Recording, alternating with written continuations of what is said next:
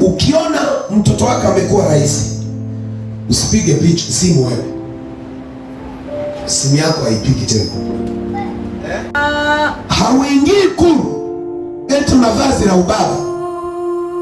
Ukiingia Ikulu wewe ni mgeni kama wageni wengine.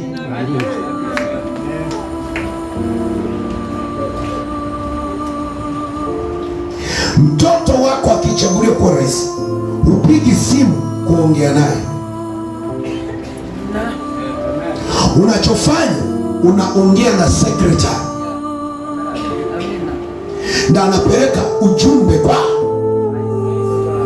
pamoja, ni mtoto wako. Hauingii Ikulu eti una vazi la ubaba. Ukiingia Ikulu wewe ni mgeni kama wageni wengine.